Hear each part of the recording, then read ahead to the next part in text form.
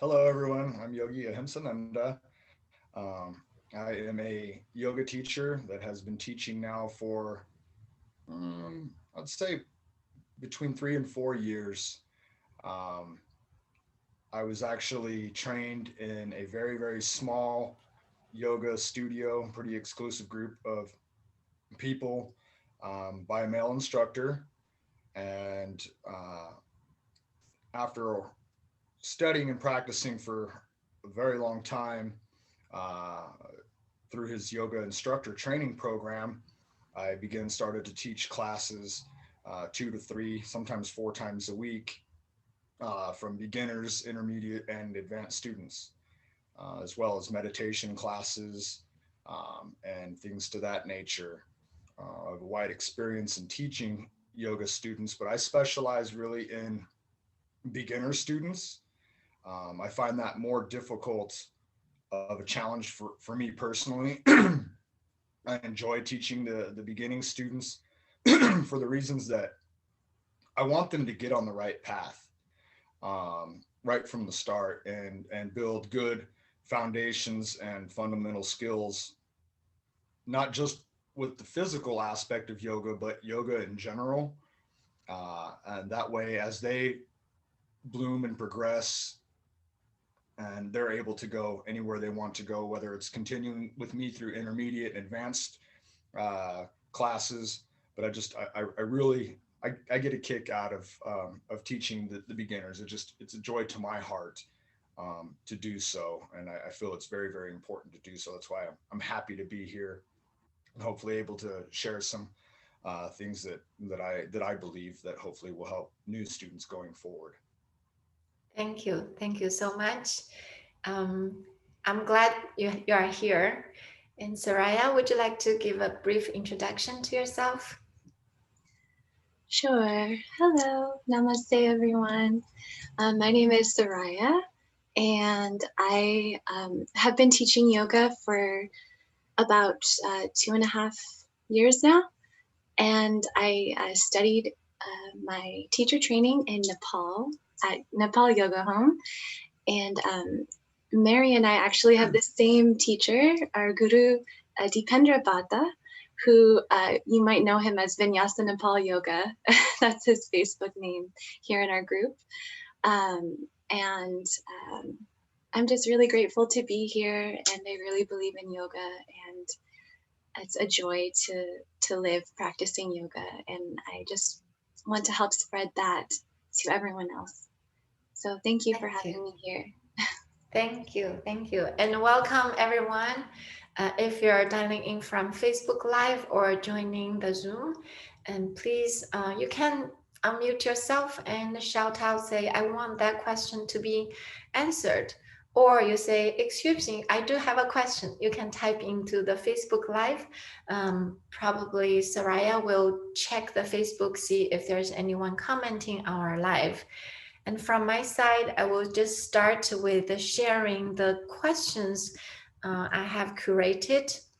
Maybe you can look at the screen now that I shared um, my screen.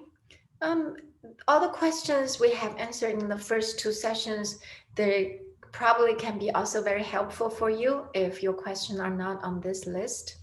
But otherwise, let's get started. Shall we answer the first question? And that I got a lot. People say, "Oh, I'm not flexible. Why and will I be able to do?" Right? People think flexibility is a prerequisite to yoga, and as a matter of fact, it's not. So let's hear that from Yogi Ahimsananda, please. Great. Thank you. Um, yes, you will be able to practice yoga, okay, without being flexible. There's much, much more to yoga than standing on your head or putting your legs behind your head. Start by setting realistic goals for yourself. In yoga, there's no judgment, and it's really about how you go, not how far you go um, in the beginning and throughout life as well. With proper and safe practice, you'll be able to become balanced, stronger, and more flexible. I myself have suffered numerous injuries to my body, not only just from physical work that I've done and do, but I'm also a retired professional wrestler. I've got really bad knees, hips, neck. Yoga practice of asana has really got me to a point where I'm not walking with a limp. I'm not having to use a cane. I'm 40 years old. I do have to wear a knee brace from time to time, but really yoga has helped me become a lot more flexible in all aspects of my life, not just with my physical body, but my mental and spirit as well. And I am not the most flexible person due to a lot of my injuries that I've sustained, but I never let that stop me. And I don't believe that it should let any new student stop them as well. Yes, I can really resonate with that. And as a matter of fact, one of my very good friends, she said, you know, I learn the most when I'm not flexible because I can feel a lot more. Whereas, say, if you're already a trained ballet dancer, you ask the dancer to be in certain pose, they don't feel much because their body is so flexible, right? So again, yoga is not about be able to be flexible to do yoga, or even as a prerequisite or even as a goal, right? You can be getting flexible when you practice yoga, but it's something. Yoga is a vehicle for you to sense your body, to understand your body, and eventually you will develop the honor and the respect to your body so that you're not fighting, hey, why you cannot do this, why you cannot do that, right? So flexibility is a bigger topic, but overall, we can put that behind. Let's just start practice. So Right. thank you so much. And Yes. Seriah, would you have anything else would you like to add? I definitely resonate a lot with both of your responses to this question. I also believe that you don't have to be physically flexible to practice yoga. You don't even have to be mentally flexible to practice yoga. I mean, that's why we practice yoga. And yoga means union. So it's just a practice of, unifying our mind, body, spirit together. And my very first yoga teacher said, if you can breathe, you can practice yoga. And I think many people have said this, but it definitely is something that I've taken along with me and I truly believe. So, yes. Thank you. Thank you. Right. And quick trivia for that too is, what was the first yoga asana? Sukhasana. It was taught to master Sukhasana for the purpose of meditation. Keep in mind, students, that the physical aspect of yoga is really the third limb of eight. So there's much more to yoga than doing things that you might see online. So, and that kind of ties into another thing quickly with. You mentioned that if you're not very flexible to start with, that's good. So you're able to listen to your body, which will kind of tie into the next question with the different styles. That's why I'm not an advocate for increasing the room temperature to a very high temperature, giving your body a false sense of security that can cause damage to your ligaments, joints, and muscles by kind of tricking your mind into thinking that you can go further than you can. And then all of a sudden you're going to potentially cause some unnecessary pain or damage to your body. I can resonate with that because I had injuries from practicing Bikram yoga a long time ago, and there was a set sequence of poses for everyone. But the problem is not everyone has the same body, same point on the journey, right, on the path. But everyone has to do exact same thing. And under the hot condition that we do have a false sense of, oh, I open up, right? But the truth is, even the degree is 110 degrees outside, your body temperature will not pass 100 because otherwise you will have a fever. So that sense of security is really false if you think about it. I like that a lot. So, yeah, and it's, tricking your mind. So thinking about tricking the mind, there are some techniques really can trick our mind, right? This is also part of why yoga techniques, the asanas or even breathing techniques, they can trick our mind to the point where we used to be like a minute before, I'm very anxious, I'm very stressed, but after practice, say this 2 minutes of breathing, you can feel calm. So that is a tool to trick your mind, but actually it's a working with your mind, not really tricking. Right. Yeah. Yoga's really So my anxiety issues that I've suffered from in the past, and it's unbelievable. right. So a lot of people actually ask, does yoga help anxiety, right? Is this question on it? Probably I didn't put it on it, but a lot of people ask for it. Yes, it does, right? As Yogi Ahimsananda said, he had experience. Would you like to share? Yeah, absolutely. I mean, I'm a recovered addict. I suffered from serious addiction, anxiety, depression, a lot of those types of things. At one point, I was put on psychotropic medication, but through the practice of yoga and especially the meditation aspect of it, uh, they quickly discovered that they could take me off of them. And I feel a lot healthier for that. I'm not an advocate for psychotropic medication. I see its places in society, and I have my opinions about it. But through the practice and study of yoga, physical aspect, the spiritual aspect, and of course the meditation, uh, it's really helped me a lot with my depression and anxiety. I still suffer a little bit of anxiety here and there, and that's normal.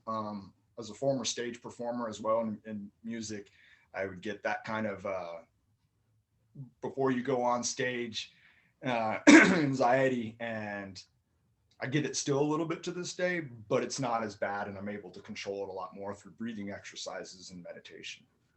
Yes, absolutely. So it goes to like, what is Om? Om actually is a chanting, right? But it's also a breathing exercise because when you do Om, you have long and deep exhale. So would you like to explain what is Om? Sure, that Seriah? go Oh, ahead. go ahead. To me, Om, or it can be written Om, but it should always be pronounced Om. Um, I'm not an expert in Sanskrit, but I've studied enough to know that based on anyways. It's basically the primal sound in which the universe emanates. Essentially, the way I was kind of taught, it's a sacred sound. It's used in mantras and considered to be the primordial sound of the absolute consciousness, the pulsation of universal power.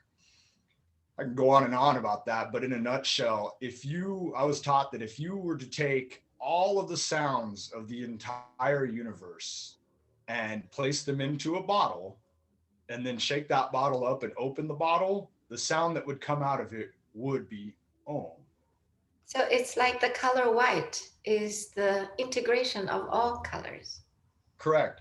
And that kind of would also tie into your chakras and your crown chakra and its color and its mantra. Great.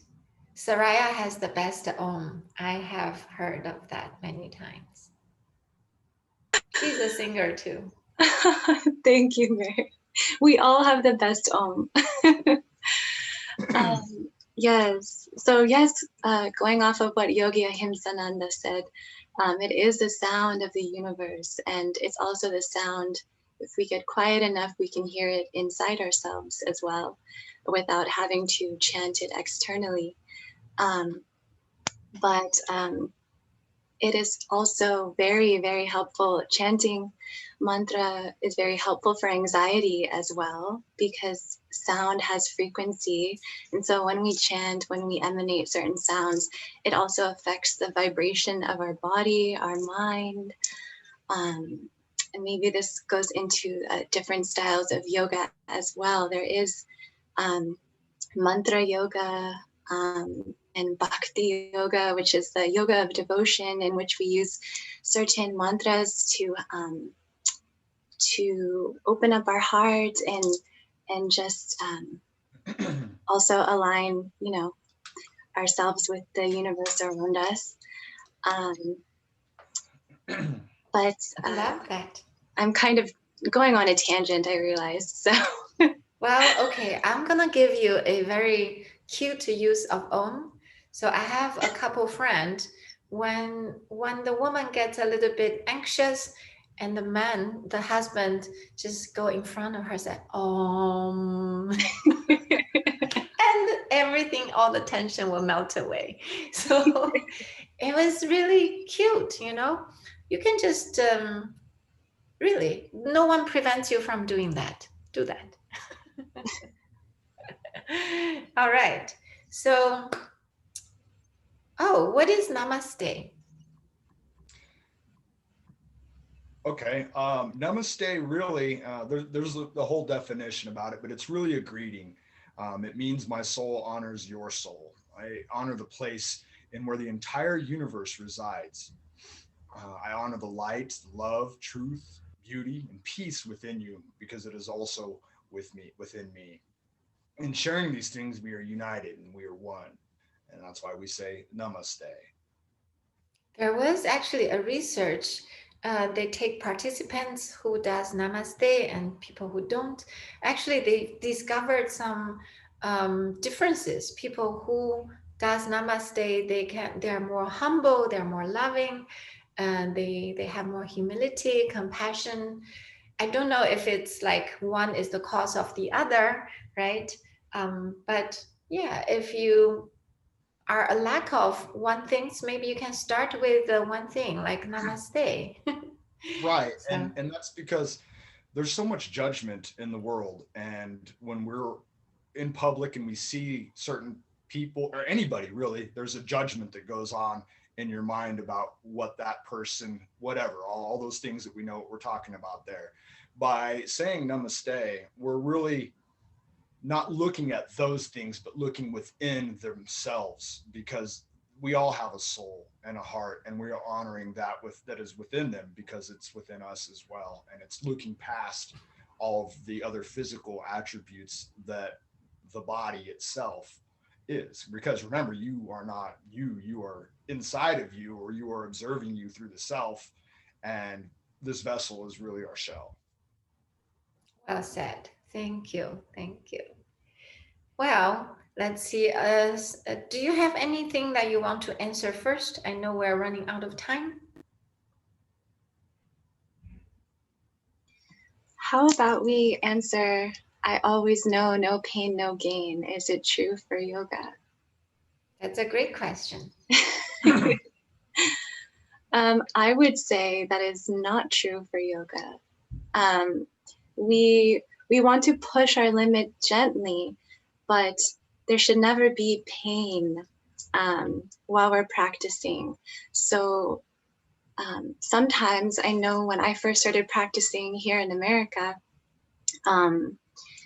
I was not properly guided, or maybe it was my own mentality just from, working out, thinking of it as a gym workout, as it's often taught here. So I was not cautioned to pull out of a pose when you feel, you're going a little bit too far and you're feeling pain in your body. And so in yoga, it's definitely not a practice of no pain, no gain. Like, what did you say, Mary, today? Comfort is the queen. Comfort is the queen. Yes, I definitely agree with that statement. Yeah. Again, it's how you go, not how far you go. Stay within your edge of comfort and don't confuse with an energetic burn. So if you are in a sauna, like Sarah was talking about, and you feel like if I hold this for any longer, or if I go any further, I may cause injury. That right there is your edge of comfort. You want to come back off of that a little bit to where you're still feeling an energetic burn, but that you're not at a point beyond that edge of comfort that can cause damage. So it's quite Yeah, actually. I think that's well said, especially, ties into what is safety mean in yoga, right? Oh, again, going back to that edge of comfort, and the things that I've kind of talked about, safety is a huge key with me. You don't want to just watch a random video or look at pictures or in a book or online um, and just try it. Being safe means that uh, you have a yoga guide who really understands the asana that they are teaching you.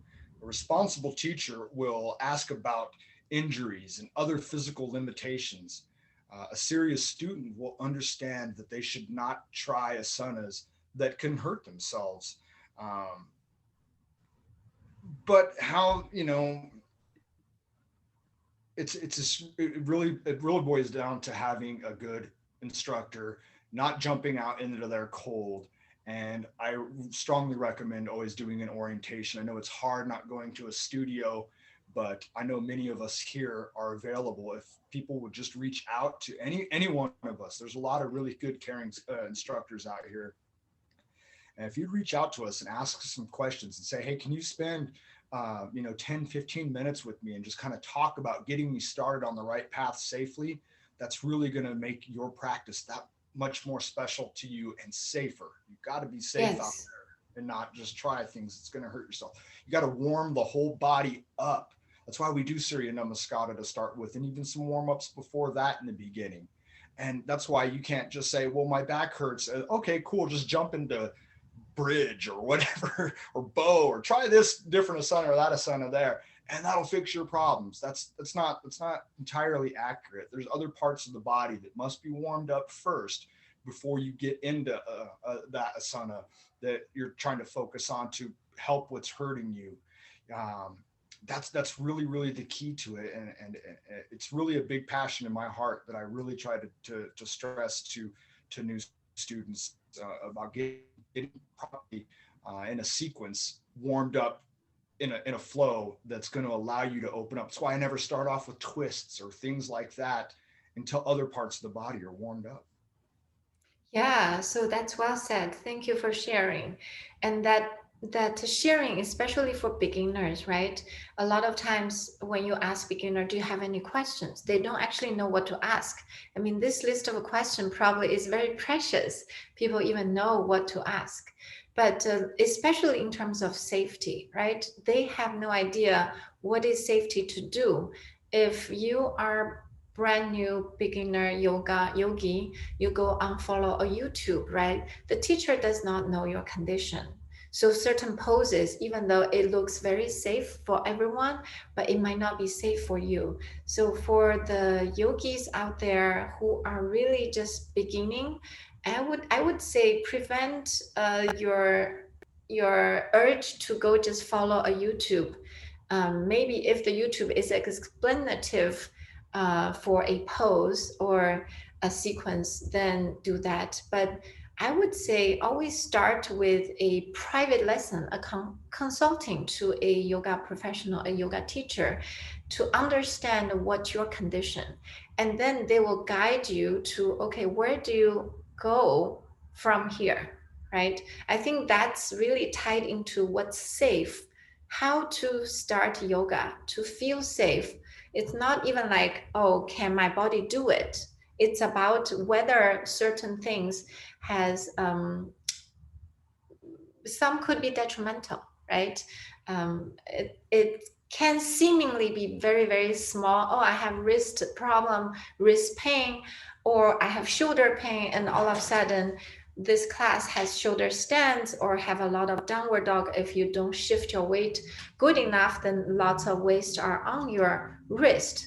But if you do, have a good instructor, you actually don't have to risk your wrists at all. So the safety ties into your voice to express what's your own condition. Beautifully said. Absolutely. Absolutely. Warming up that body in the right way. And then also that brings up another quick little thing here. Um, as a new student, don't say, well, I'm getting ready to go to yoga class. Let me do some stretching first to get loosened up before I get in there. Some stuff you might have learned in gym in high school or something. Don't do that. A proper yoga class and a proper instructor will warm what your body up first for you before you start getting into complicated asanas. I do a small sequence before I even get to Seriah Namaste, to warm the body up to get it ready for even Seriah Namaste. So kind of keep that in mind and don't really worry about that. Warming up first before going to a yoga class. Yeah, it's like me. Try to clean my space before the cleaners come, right? All right, we all have those moments. So let's move on. Maybe we'll pick one more last question to answer here. Or do we have any comments in the live? Seriah, can you help to check?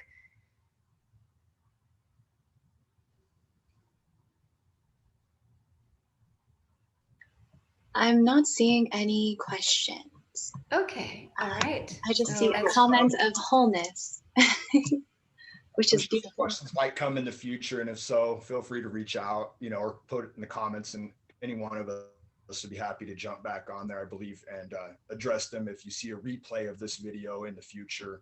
Um, One, if yeah. I just kind of bring up that you and I, Mary, talked about the other day in instant messaging, something that you weren't really aware of from our conversation and decided to add that into our questions here was, to practice yoga, do I have to stop eating meat?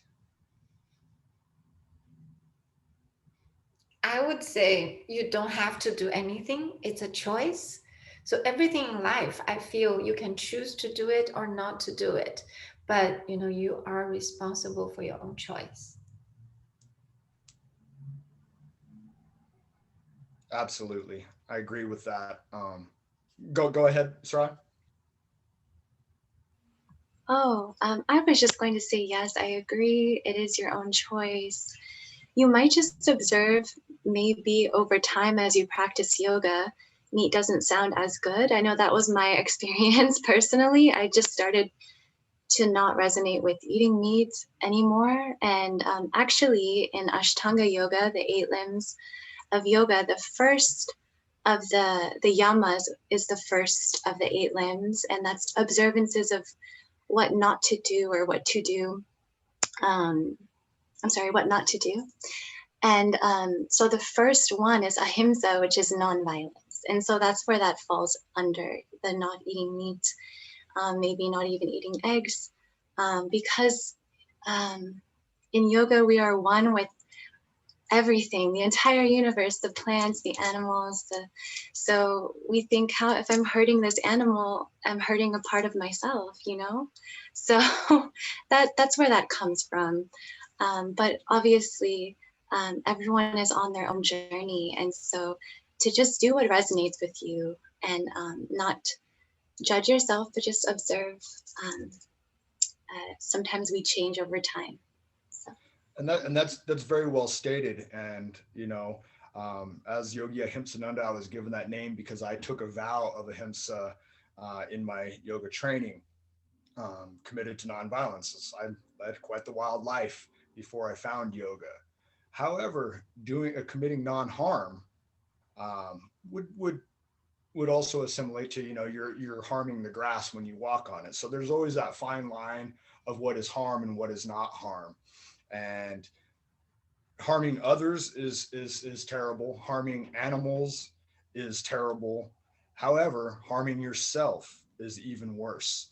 Um, I'm not an advocate of hunting at all. I don't agree with it. However, that there are farming and it's done humanely for people that need to consume meat. I began in my yoga journey starting with vegetarian and then moved on to vegan. And one of my fellow yogis who was a massage therapist, he had mentioned to me, goes, what is your blood type? And I said, well, I'm type O. And he said, whoa, you probably don't want to go vegan or vegetarian. That's not that's not healthy for you. You could actually be doing harm to yourself by not eating meat. And he said, your body's going to need the animal proteins. And I said, oh, really? I didn't know about it. I talked to my doctor about it. She said the same thing. As a type O, that you should be eating red meat. It's you need the protein in animals for your body, and that your stomach acid actually breaks down meat in a way that provides the necessary benefits to your body that you would not get by not having meat in your body. So I did a little further research, and I went to a website. What was it called? It was called Vegan Lifestyle Coach. And I did some study about that, typing in and looking around about blood types. It said that type A are told that they do well on a vegetarian diets, but they should avoid cabbage, potatoes, eggplants, olives, peppers, tomatoes, among many other food. However, they were advised to eat snails. Type O's, on the other hand, are told to base their diets heavily around red meat. They are told to avoid oranges, apples, wheat, peanut butter, avocados, cabbage, potatoes, but are encouraged to eat veal, which I won't eat, ground beef, which I do eat, as well as other animal proteins. O's, like I I said, would say, yeah, I would say these are, based on our own body, because everyone is different. And there are also types, like the blood types, like the dosha types, right? What food is right. good for your dosha type. And so these are all a lot of valuable information. But in order to understand our own body and care for our own body, we really have to understand our own body. It's an individual body.